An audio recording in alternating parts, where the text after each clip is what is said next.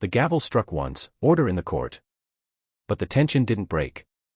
Every eye turned to the man standing in the defendant's box, tall, broad-shouldered, wearing an old, faded military jacket.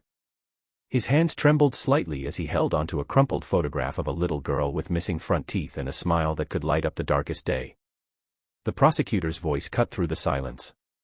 Your Honor, the accused, Mr. Daniel Cole, is charged with assault, resisting arrest, and endangering a minor. Gasps filled the room.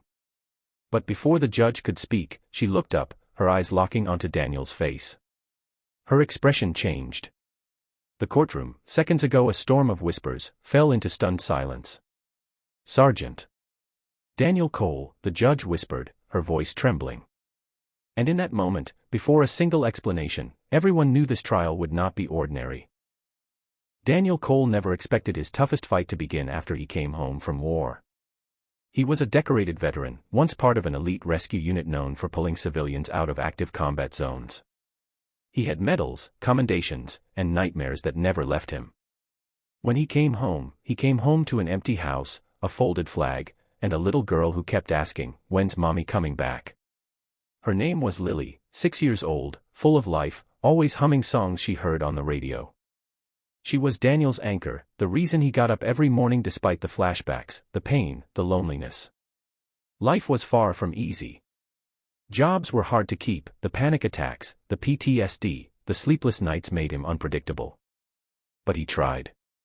He worked as a mechanic, sometimes doing double shifts just to keep the lights on and food on the table. Then came the night everything went wrong. It was a stormy Friday. Daniel had just picked Lily up from daycare when his old truck broke down on a desolate road. As he tried to fix the engine, a drunk man stumbled out of a nearby bar, yelling obscenities. He got too close, reaching toward Lily. Daniel saw red. Instincts took over. 1 second he was begging the men to back off, the next, the drunk was on the ground, bleeding. When the police arrived, they didn't care who started it. They just saw a man with military tattoos and rage in his eyes. Lily was crying, clinging to her dad as the officers pulled him away. "Daddy didn't do anything," she screamed. Those words would haunt Daniel for weeks in the county jail. He was charged with assault. The drunk man's lawyer painted him as a violent veteran unfit to raise a child. And worst of all, social services took Lily away. Daniel sat in a cold cell, staring at the ceiling, wondering how a man who once saved strangers overseas couldn't even protect his own daughter at home. When his trial finally came, he expected nothing but condemnation. Until he heard the judge's voice say his name, like she already knew him. Judge Rebecca Hayes had seen countless faces in her courtroom, thieves, addicts, broken men who had lost their way. But when she looked at Daniel Cole, something in her heart froze. Because years ago, in a desert halfway across the world, he had saved her brother's life. Her brother, Lieutenant David Hayes, had been trapped with his unit under heavy fire. They were outnumbered, bleeding, with no hope of rescue. But Daniel, then Sergeant Cole, led a nighttime evacuation through enemy lines. He carried David on his back for miles after he was shot. David never forgot the name Daniel Cole. Neither did Rebecca. Now here he was, standing before her in handcuffs, accused of a crime that didn't fit the men she remembered. The courtroom buzzed with murmurs, but Rebecca lifted her gavel. "This court will take a short recess," she declared. When they returned, the tone had shifted. The prosecutor continued his speech, but Rebecca's expression was unreadable.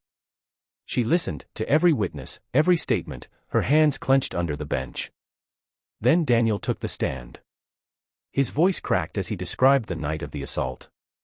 "I didn't want to fight. I just saw him reaching for my daughter, and all I could think was, not again. Not another innocent life." Tears welled in the eyes of a few jurors. Even the prosecutor looked uneasy. When the closing arguments ended, the judge took a long pause. Then, with a deep breath, she said quietly, "This court finds the defendant." The room held its breath. Not guilty. The gavel fell. But Rebecca wasn't done. She stood.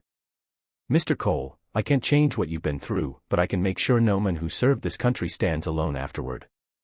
She ordered the reinstatement of his parental custody, and referred him to a veterans recovery program, one that would help him rebuild his life with support, not judgment. Lily ran across the courtroom into her father's arms. Daniel dropped to his knees, holding her tight, whispering, "I told you, baby. Daddy always comes back." The courtroom that had once been silent now filled with quiet sobs, from strangers who had just witnessed something deeper than justice. Redemption. Months later, Daniel could be seen volunteering at the same program that saved him, helping other veterans find jobs, rebuild families, and heal. When asked why he stayed, he smiled softly and said, "Because someone believed in me when the world didn't. And that's all any soldier, or father, ever needs." The story of Sergeant Daniel Cole spread far beyond that small courtroom. It became a reminder that sometimes the real war begins when the guns go silent, and the greatest victory is finding your way home. Never judge a broken man until you've heard his story.